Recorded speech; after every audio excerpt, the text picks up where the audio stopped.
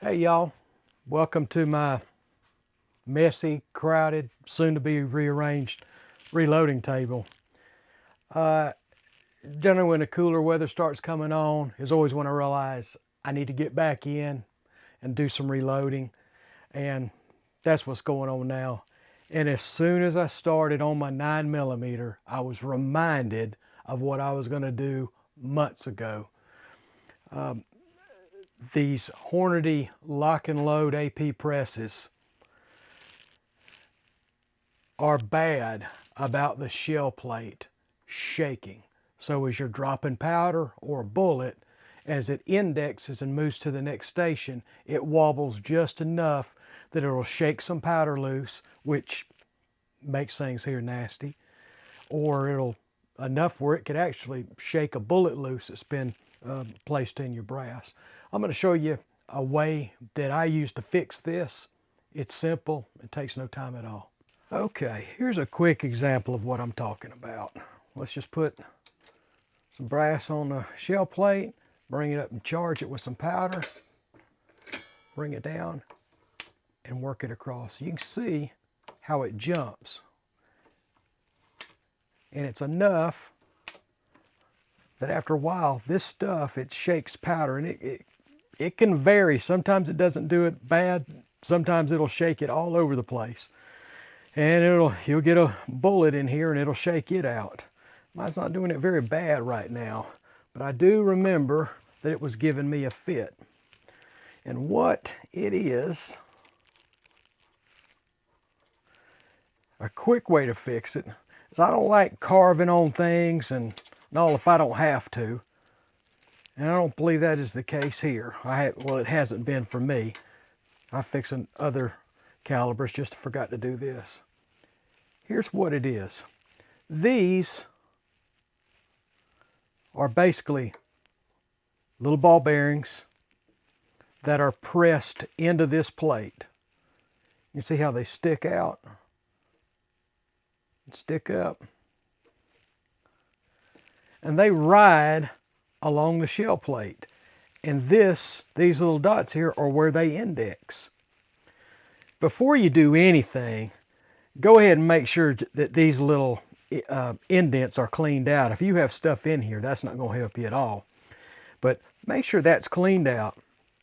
And what we do, these are basically just pressed in to this shell plate. You can see here's the other side where they're pressed in. So what we can do, try what size this is. A 5/32 is what fits it real good. Take a 5/32 inch punch, and you want to lay it over. You don't want to do it on your press, of course. And we're going to lay it centered in here and knock this thing back in to where this little BB is just barely going to be coming out, where it will still index, but it can't ride and jump. Let me show you what I'm talking about. And here's our tools of destruction: the punch and the hammer. And you don't need to be wailing on this thing or hitting it hard. All you want to do, you'll feel it, you just, let me explain. You see the ball bearing, but it's also got some encasement around it. This punch fits the encasement rather nicely. So you're not punching on the ball bearing, you're punching on that to bring it to move this back up. So we're just wanting everything to move that way just a little bit, a very little bit. So we'll just take our punch, center it. You can feel it. You'll feel the little ball bearing, it's spring loaded. All we're going to do, just a little bit, where it just is indexing, or just is sticking out. It doesn't take much at all.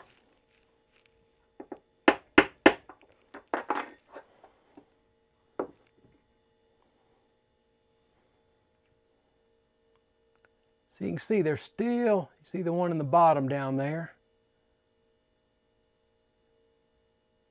And you see this one up top, right there. They're still out a little bit. And if you go too far, just bring it back around to the other side. Of course, you're going to want to support this side with something. Just get something here in the center. And you can do the same thing over here to drive it back down this way. But now we've got something where it just is sticking out. It just will index. Let's put it back on, see if it does a better job. All right, let's replace our number 8 shell case and see how it's functioning. Put the plate back on, put this on there. And for what we're doing, to test ourselves, to make sure it's indexing correctly and that it's not jumping around, hand tight is good enough.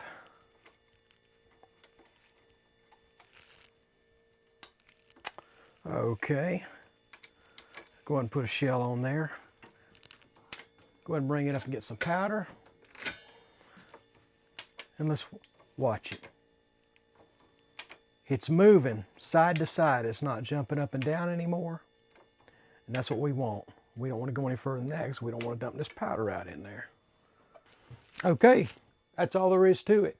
Just remember when you're making the changes on this shell plate to do it in very small amounts. You've only got to move it just a little bit to get this thing to quit hopping around. This is a really good reloading station, this Hornady Lock and Load AP ammo plan, I think is what that stands for. And I do a lot of pistol rounds with this and been very happy with it, but that is one of the things that's been aggravating. Anyway, as usual, I hope you found this helpful and good luck with your projects.